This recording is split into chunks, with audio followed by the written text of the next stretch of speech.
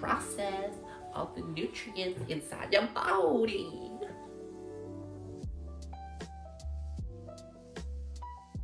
Hey, what's up, you guys? Welcome back to my channel. So today we're going to be talking about a really important topic about how to improve your overall diet, or how to improve your overall health in terms of through eating. Excuse my general congestion. I have like some allergies or some cold or something. It's kind of ironic that I'm filming a health video when I don't feel 100% healthy, but I gotta do it because otherwise, what if these allergies last forever? Which hopefully they don't.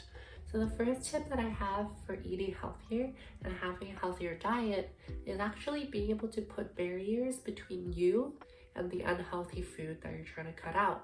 So for example, let's say you're trying to cut out processed foods. If you go to the store and you buy a bunch of Doritos and they're all in your pantry, you're more likely to eat those foods. So the first step actually starts at the supermarket. It starts with the choices that you make in the grocery, in the aisles that you're in. Take a moment to really realize what you're purchasing, as well as what your goals are in terms of eating healthier. I personally am the type of person that if something is in front of me and it's indulgent and it looks decadent and looks yummy and delicious, I'm gonna eat it. So this is the most important habit that I've formed, is being at the grocery stores and making the healthy choices at the grocery store so that you don't bring in unhealthy foods into your household, and then that way you're not able to make those poor decisions in terms of choosing the unhealthy option when literally there is no unhealthy option at your house. So the second tip I have for you is to limit the amount of intake of sugar that you have on a daily basis. Some studies have shown that sugar is as addictive as cocaine, and I don't want to be putting cocaine in my body every single day. The thing about sugar is that you have to really watch out for added sugars. Like when you go to the store, really take a time to read the labels of whether it's yogurt or whether it's juices or pasta sauce.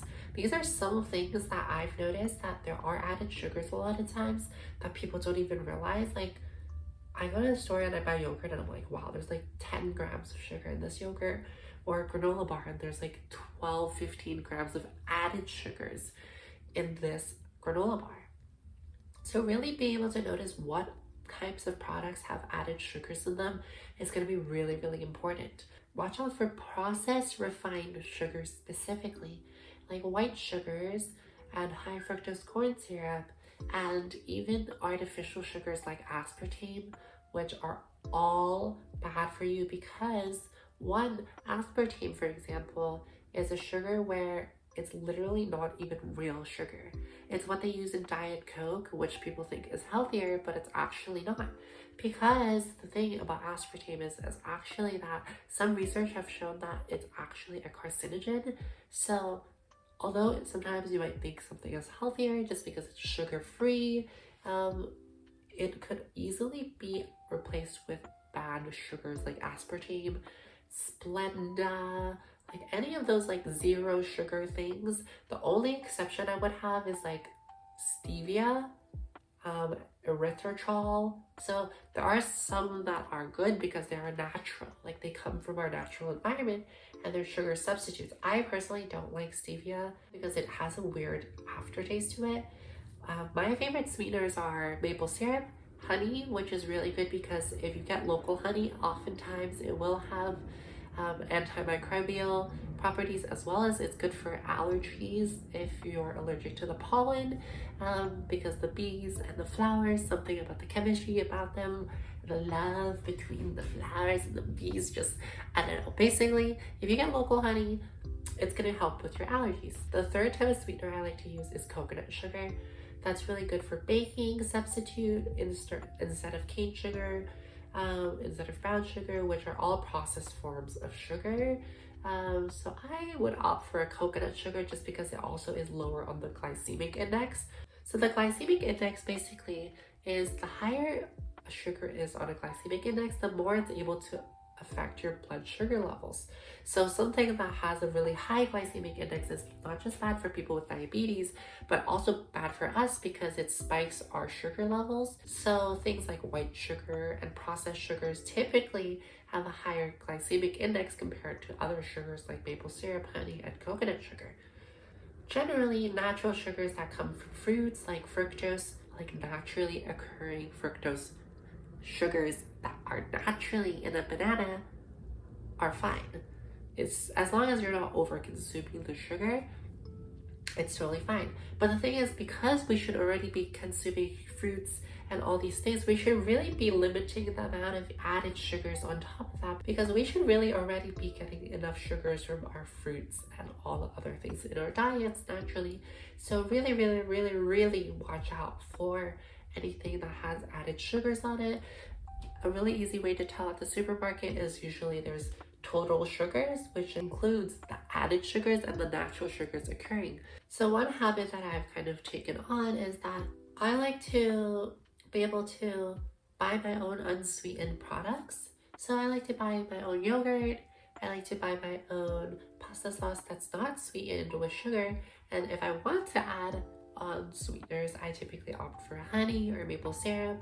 So that way I can control the exact type of sugar that I'm consuming and exactly how much I want to be putting in it. My third tip for eating a healthier diet is to substitute your cravings, because cravings will come, and when they come, you don't want to log on to DoorDash, or you don't want to log into Uber Eats and then order whatever, or run to the grocery store to buy some Oreos. You want to have something that is a healthier alternative to what you're craving. So for example, I've cut out soda completely in my life, and I've just replaced it with sparkling water because I've noticed it gives me the same effect, that bubbly, like a little bit sweet, a little bit zesty type of feeling that I want. And that perfectly fulfills that craving that I have for that bubbly drink that I want. Funny thing I actually tried the other day is adding balsamic vinegar to sparkling water to imitate Coke. It's like this TikTok trend. Well, I'm about to try it, so here we go. Oh my god, it's so loud. I don't really know how much you're supposed to pour in, but let me give this a shake. There's like some balsamic stuff at the bottom that's stuck small, like maybe this much. And then I'm gonna put in like maybe this much. You see how it's kind of like Coca-Cola?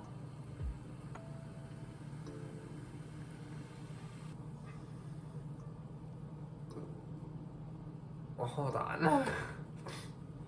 It kind of smells like cleaning solution.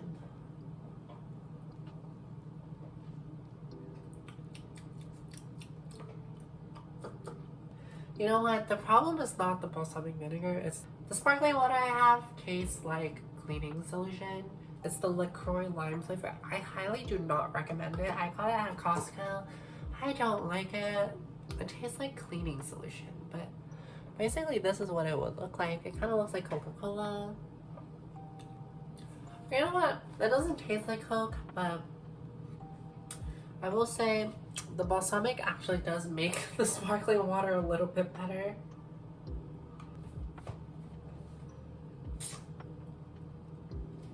Okay, actually though, wait, actually, I fuck with it. Like, you just need a good amount of the balsamic to like where the color is actually dark.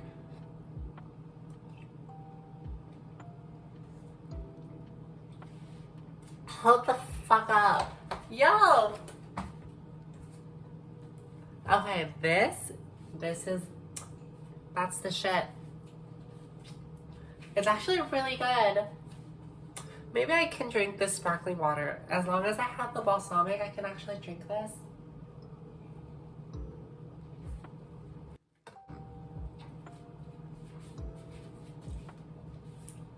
Whoa. So good. Highly recommend. And then another thing that you could substitute, for example, if you're really craving candy, one thing that I have learned is that frozen fruits a lot of times will kind of taste like candy. My favorite is frozen mangoes, frozen grapes, frozen raspberries, even frozen blueberries. And it's just a really good way to cut out your sugar cravings. Another example is like potato chips. You can either opt for an unhealthy potato chip like that is fried in canola oil and really processed refined oils, or you can opt for a chip that's a little bit healthier. Maybe it's baked, maybe it's fried in avocado oil, maybe it's not just potato, maybe it's made from beets or made from carrots or something else where it's giving you a little bit more nutrition.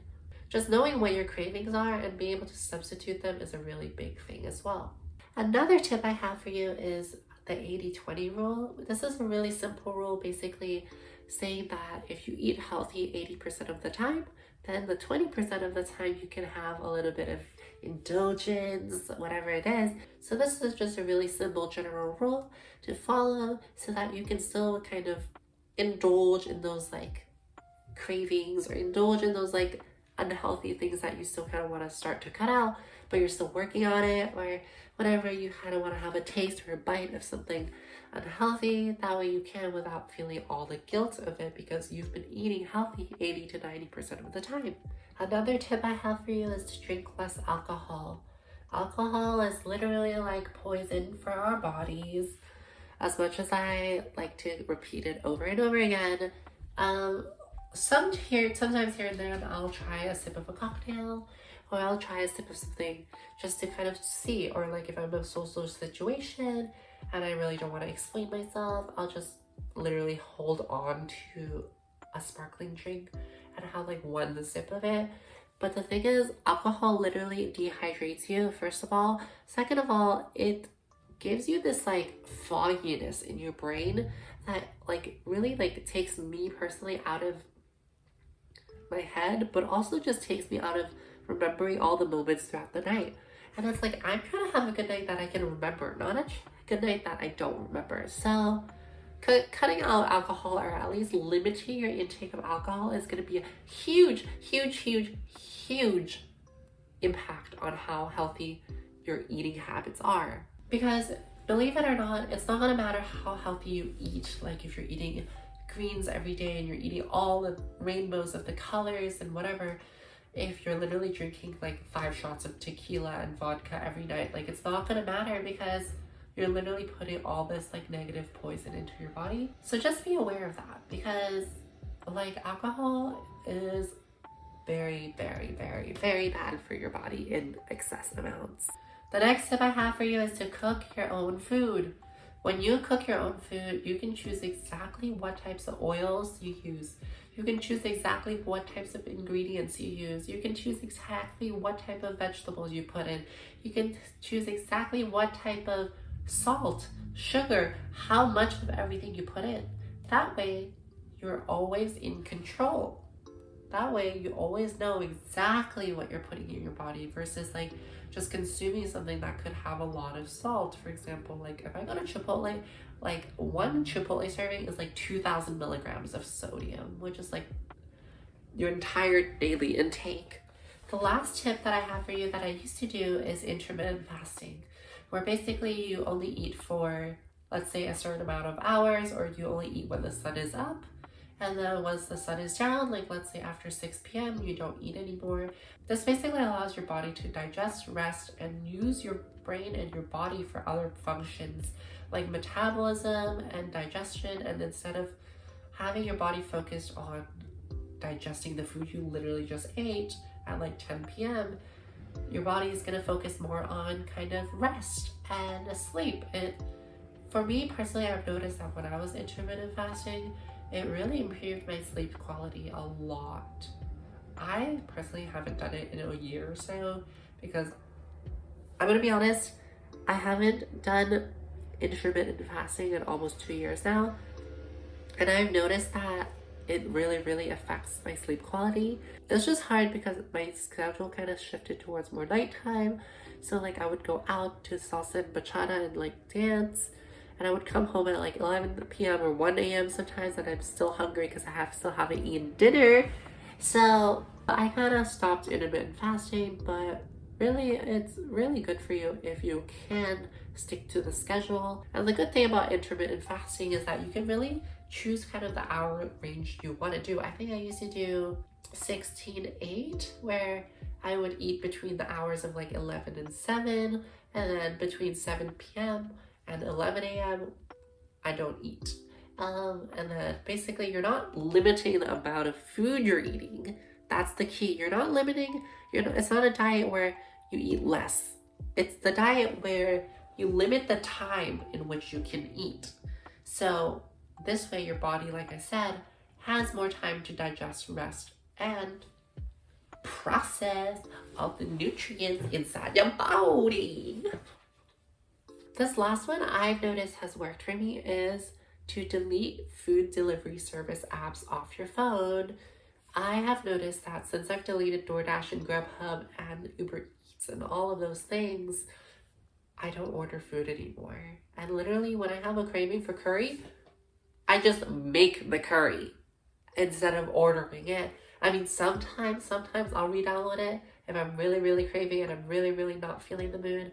But most of the time, 9 times out of 10, I will not order food. 1, it's just more cost efficient. 2, it's way healthier because I'm not like, oh my God, I'm craving a cheesecake. Let me order a cheesecake from Cheesecake Factory, you know?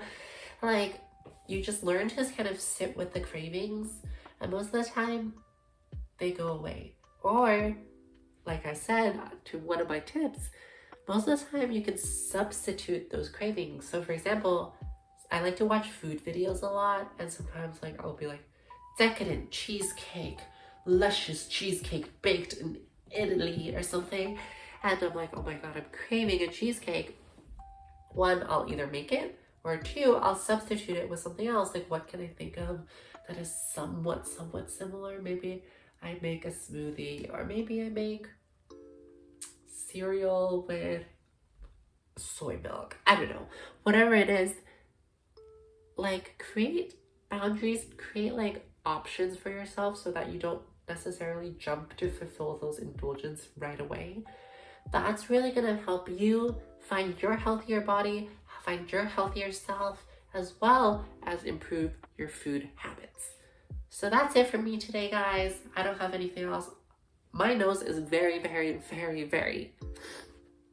congested. So I have to end the video because I literally can't talk anymore. I feel like I'm gonna die. Bye.